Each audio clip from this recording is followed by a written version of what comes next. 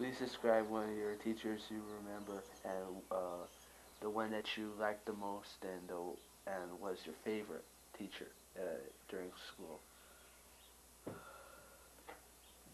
if you can remember. Well, but they all have, you have different reasons for liking different ones. I think probably uh,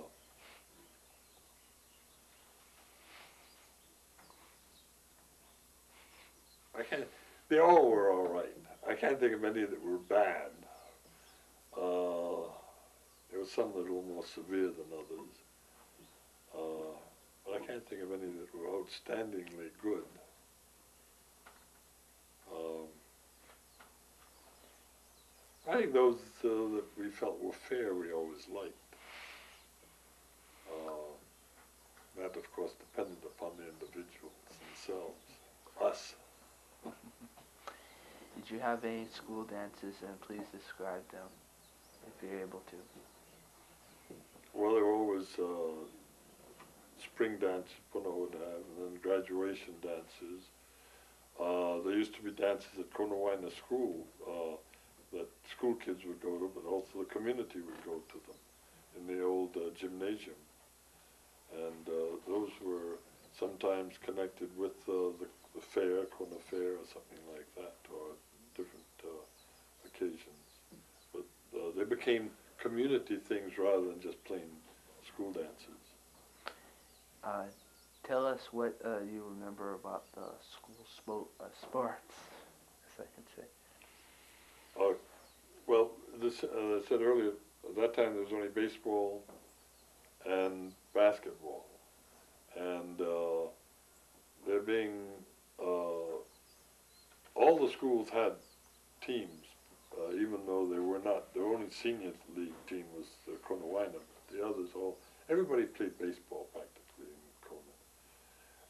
It was the, I'd say the sport of Kona, and there's some great players here. Basketball,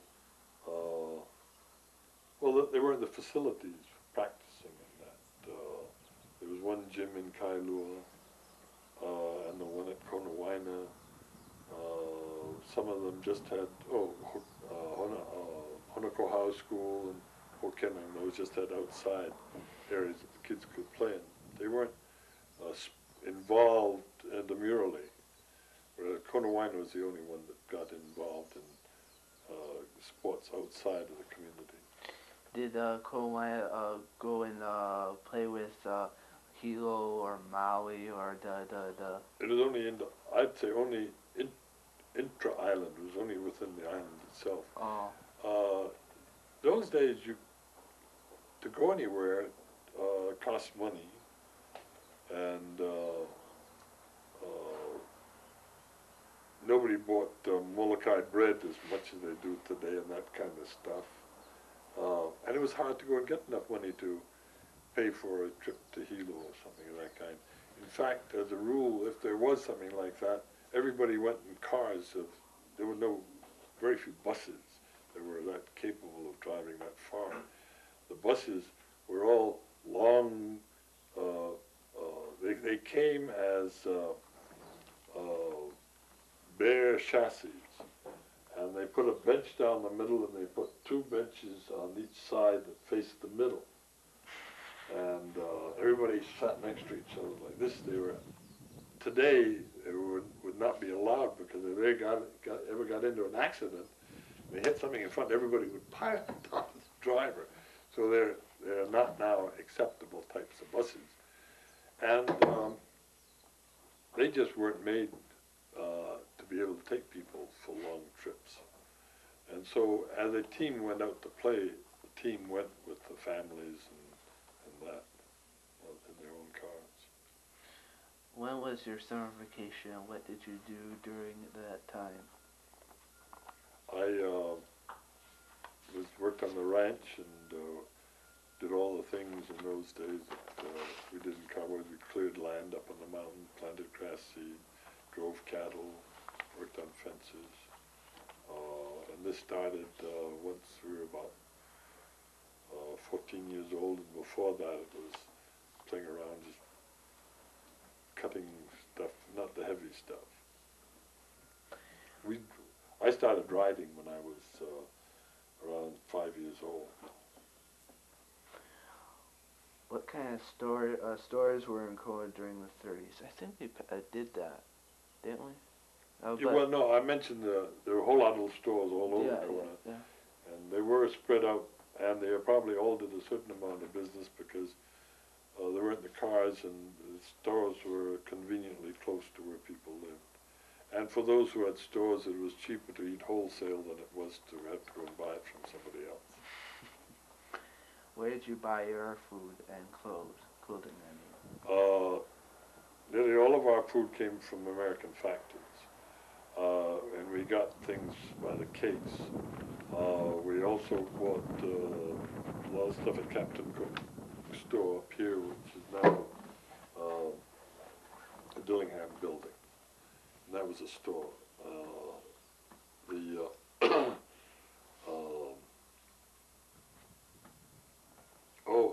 So we used to, before electricity, our ice was delivered from kind of American factories made ice, and it was cut up and was delivered by Henry DeGeer on the American factor's truck. So he would not only deliver the ice that would go in the ice box, but also whatever goods we may have ordered from American factors at that time. So American Factors is like they were in the food business before, or they got into agriculture and all that kind of stuff? They had plantations on Maui, pioneer plantation and that, but they were, what is American Factors, the old one, is a combination of Liberty House and American Factors. Liberty House was really the retail outlet for American Factors, which was a wholesale importer.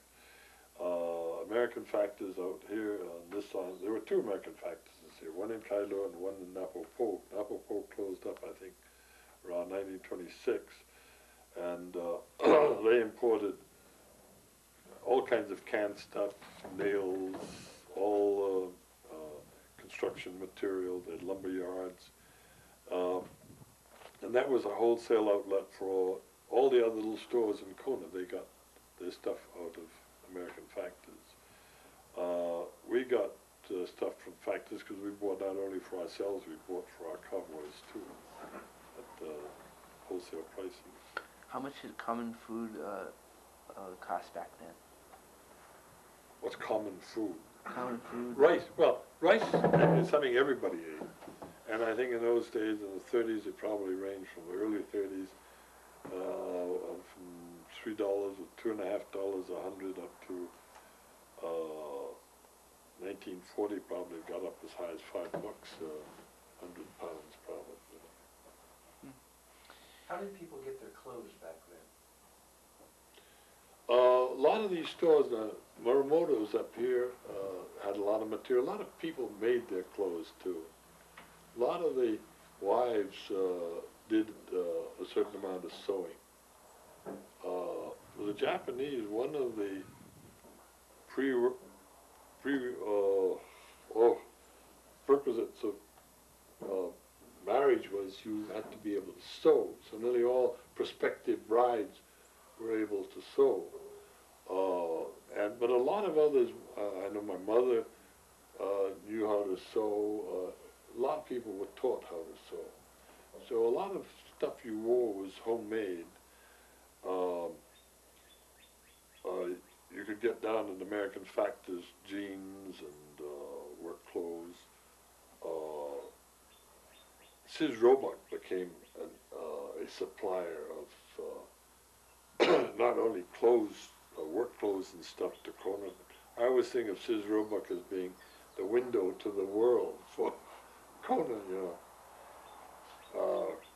Different new clothing and all of this kind of new, different types of farm equipment. You never saw it around here, but you saw it in Sis Roebuck. You know, that was quite a, you went through Sis Roebuck catalog, you went quite thoroughly to look at all the new ideas. Clothing was also carried a lot of these little stores. A lot of it was heavy duty denim type material, blue and white. I guess probably a lot of it made in Japan, but most of it real Hana kind of clothes. Where was Sears Roebuck located, or did you have to mail in? Los Angeles, as I recall, everything was there. Store was in Los Angeles. But was there a store over, retail store over in No, that didn't come in until, I guess just before the war, the Wahoo store came in. So how would you order? Through catalog? Yeah. Did they have car dealerships back then? In the 30s? Yeah, Captain Cook Coffee Company was the outlet for Ford and Lincoln's, which were manufactured by the Ford Company, and they were sort of a sub-dealer out of Hilo, of Ruddles in Hilo. And there was Kiloware Motors, a number of agencies in Hilo. Bonham Young was for Dodges and Packards, some names you don't even know of anymore.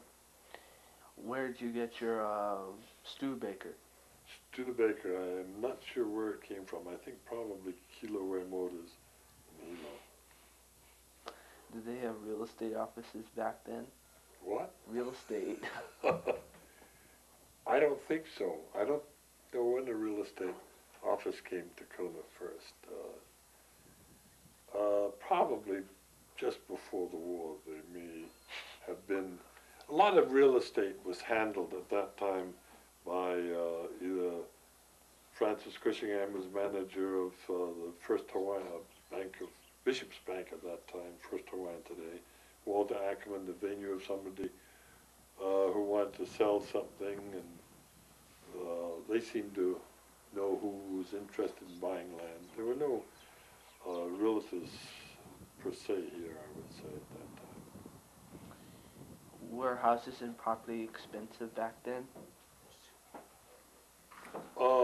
Not, probably relatively, some of them could have been considered expensive to the people here, but not relative to today. You can't compare today's prices to. Did people often trade things instead of buying things with money during the 30s? Oh yeah.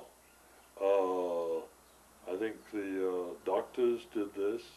I know we would have tenants that would come and bring a chicken or something of that kind to help pay for their rent and that kind of thing. The coffee schedule was also tied to another thing that the legislature passed, and that was that those of us who leased land to farmers, if we gave up $10 of our rent, the territory would take off $10 of taxes.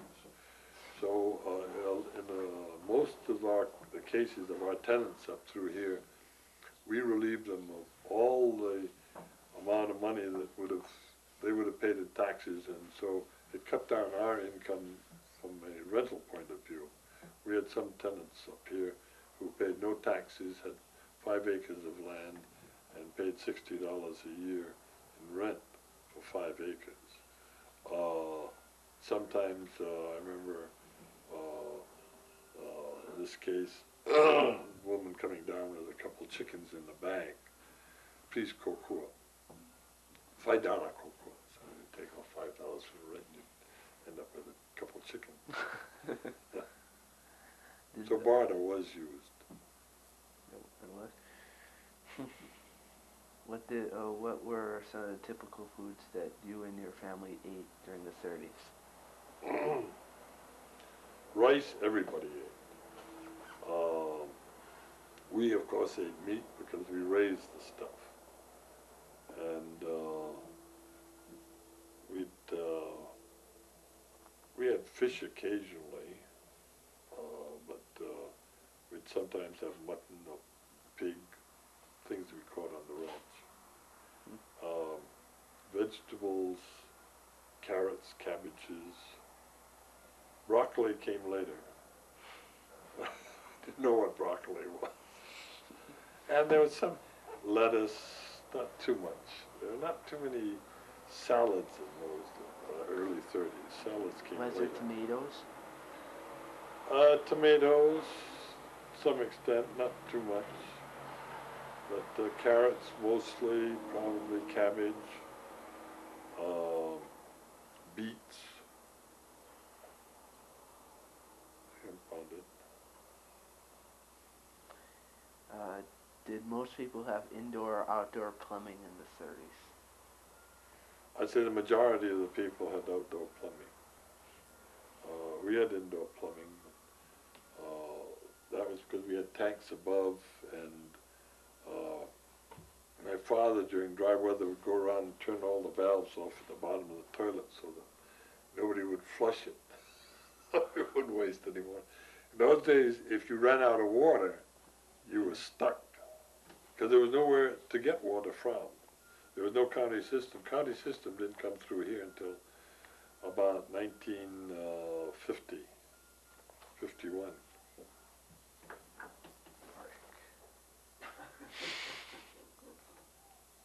Take it off, or how do you stop it? I have no idea. I'm fortunate, I can't hear the damn thing. He's got this. I'm told, Don't throw it. oh, it's mine that's What's going. yours? It's mine that's going. Just threw your watch over here. I hope it's good. It's mine, and I don't know what to do with it. I don't know how to stop it. Right over here. Oh, it's stopped. Oh my God, give it to me, it's working. I know.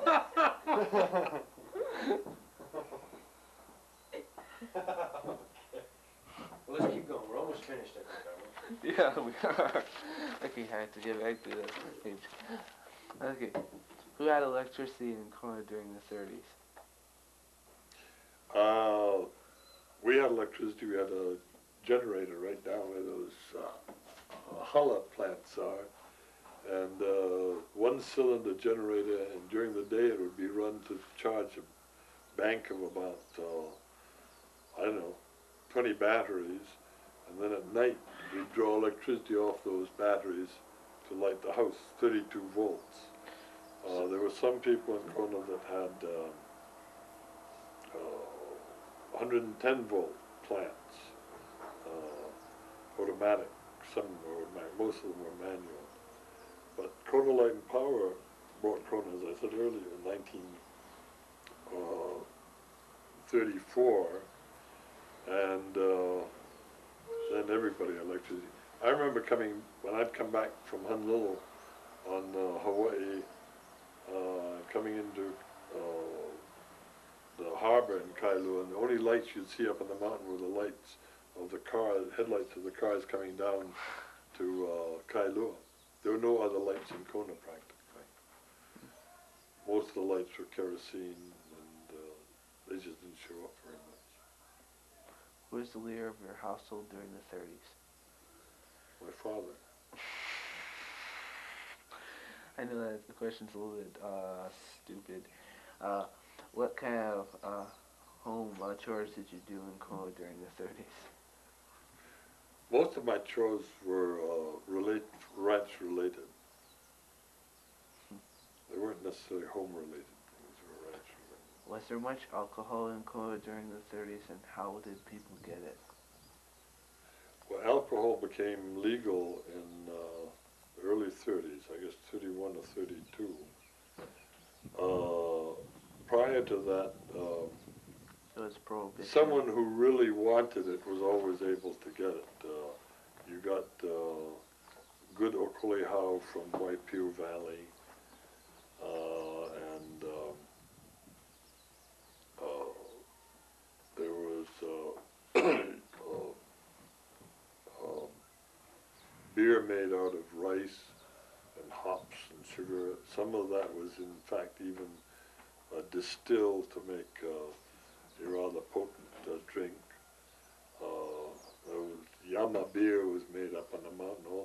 Nearly all the men that worked way up on the mountain used to make beer or something. The Portuguese made a lot of wine in Honolulu, and in fact used to sell. There were a lot of grape arbors in Honolulu. There were probably they numbered in acres of grapes. There were some of those homes that had 3,000 or 4,000 gallon tanks that were just all wine. And these tanks were sealed at the beginning of Prohibition from what I gather, the wine was siphoned off into gallons and an equal amount of water was put back. The quantity remained the same. Of course, the quality went to pieces. But, there was always something available for those who wanted to have something to drink. When did Budweiser and Miller Lite come to Kona? So I could say. Acme Beer and Budweiser were the first two that I recall that American Factors had in 1932 or something, when it first was, Prohibition was over. That's when they repealed Prohibition because it was not working. Right. Did people get married early in the 30s?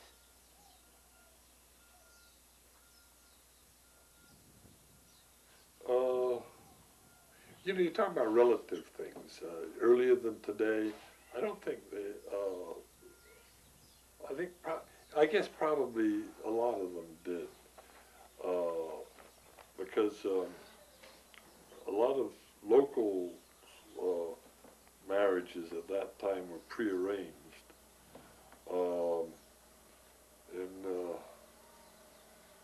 My father, when he married, it was early, but they were probably in the 20s, and I don't know whether any earlier, really. Did many people marry out their racial group in those days? Very rarely. If a married couple argued a lot, how did they resolve their differences? Fight! I have no idea. I didn't come from a fighting family. Good answer. Did many people get divorced in the 30s? Not here. It's very, I know of a couple of cases, but it was very rare. I think divorce might have been, in some instances, a practical way of getting out of some problems, which in some instances during that period resulted in suicide. Done. Shall we finish? Yeah. Okay, I got just one other question. Is could you tell us about some adventure that you remember that happened up when you were ranching? Anything exciting that you remember? Well, one thing, I guess, being very young at the time, it made an impression on me, was we were chasing wild cattle. I wasn't chasing wild cattle. I was only about 10 years old. And we were from here probably 15 miles, 5 miles higher than our mountain place that we stayed in all summer. We'd come up from Honolulu during the summer. We'd stay down here for a week. We'd spend the rest of the summer up in the mountain, cattle work and clearing land and that. As I say, even as little kids would go up and cut stuff. And then come down for a week before we went back to town. And during the early times, the house was built in 27. We started living up there in the summers after 1928. There were wild cattle through this thick jungle that surrounded the area and was higher up the mountain. And my job was, I was a traveling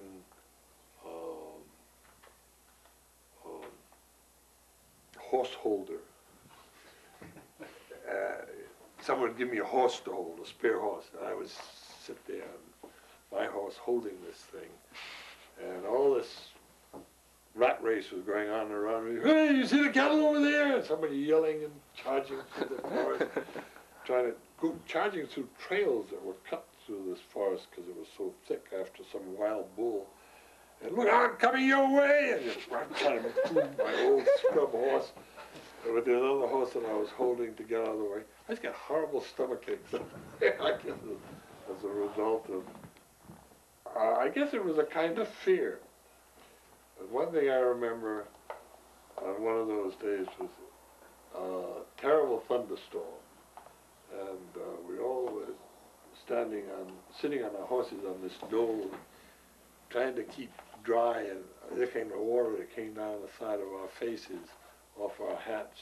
No hat was ever waterproof. And picking hail out of the horse's mane, it started to hail. I think that's probably an impression of Malka that stuck with me the longest. The excitement of what was going on in this hailstorm. And chasing of the wild cattle up there really was an exciting thing. Tremendous big cattle. And for someone 10 years old who wasn't in a position to move very quickly, that was quite something. Do you remember any natural disasters during the 30s? Fires, lava flows, tidal waves, anything like that? No.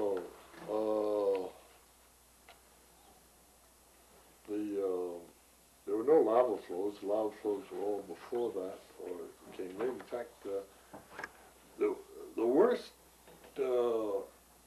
disaster, I would say, that would have been almost within that period, it would have been the earthquakes of 1929 that came out of Hualalai. They knocked down all of our stone walls way up in the mountain. There were holes that just appeared on the ranch above 4,500 feet. At Popolo, a part of the yard collapsed into a lava tube. There was a hole above a place called Popeye Clark, 6,400 foot elevation. A hole about 30, 35 feet deep was never there before. It collapsed as a result of the earthquakes of 29. They were disastrous almost for tanks and things in Hololoa. The people at Puawa all lived in tents outside their houses on the lawn. The Hui Hui family, the Stillmans, moved into Kealakekua, moved in with the Ackermans, Ackerman was a manager of Bank of Hawaii, because Hui Hui and Puawa, the ground was just constantly going. And I think that was probably one of the most frightening things that happened. But as I said, that was 29. I can't think of anything during the 30s itself that was quite as traumatic. You mean, how long did those earthquakes last? During 1929. They were off and on during the whole year. Dr. Jagger, who was a volcanologist at the volcano at the time, called it an activity of Hualalai, which may have eventually ended up into a submarine eruption that was never evident on the surface. Of course, Hualalai had been active in 1881, the last time, so it wasn't 100 years differences. I got one more question, and we gotta go because we're running late. Do you remember the Barrett Hotel down at Kahavaloa, or was that torn down before your time? I think remains of it still existed until the war, that the Lanui family lived in. It looks, from the pictures that I know of, well, you know, seen at the Barrett Hotel, and the Lanui Kaiavi, I think, family house, it looked as though it could have been, it looked as though it was situated in the same place. It might have been the building. The building then, just after the war started, was taken down, as a lot of those kind of places were taken down, abandoned places along the beach, taken down so they weren't places where the enemy might possibly go into and, you know, find hiding place. The enemy never showed up. No, we had a fire down here. The National Guard got very excited. They went down there, very dry at the time.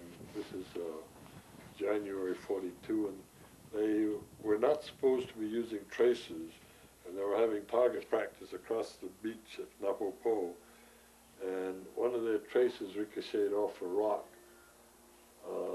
on the face of the cliff and set fire to the whole cliff, and it came right up. We night, down here in the Ojai trees,